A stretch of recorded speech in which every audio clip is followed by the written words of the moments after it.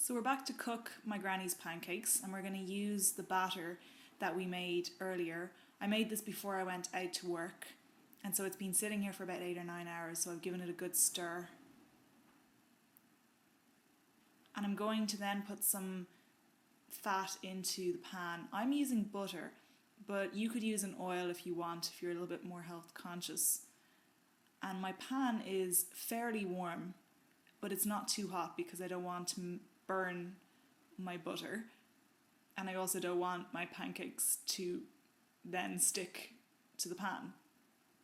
So I'm just spreading the butter around the pan, make sure that it's all covered on the edges so that the pancake will be able to easily turn later on when I want to cook the second side.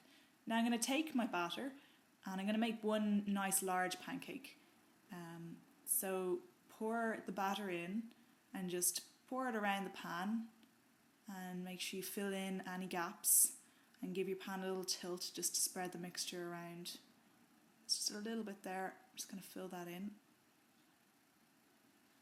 So that's the pancake in the pan, and that'll cook for about 1.5 minutes or so.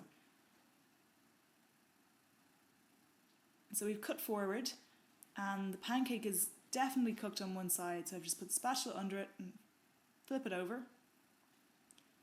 And that obviously is one of the trickier parts of the process.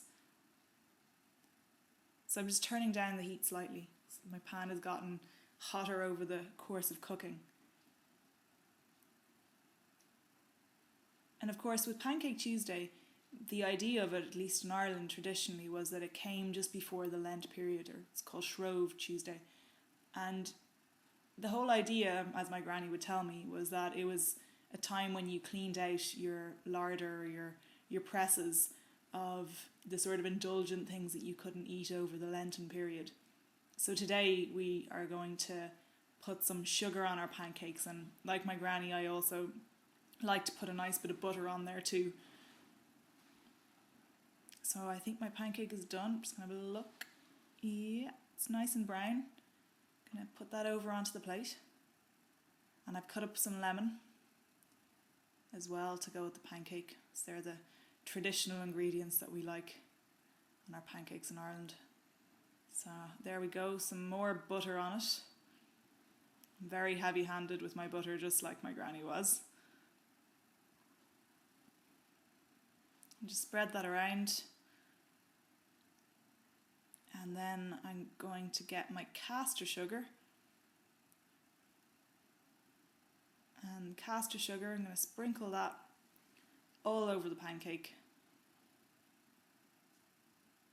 This is one of the nicest evening meals of the year. It's nothing like some pancakes and a good pot of tea, particularly this time of the year.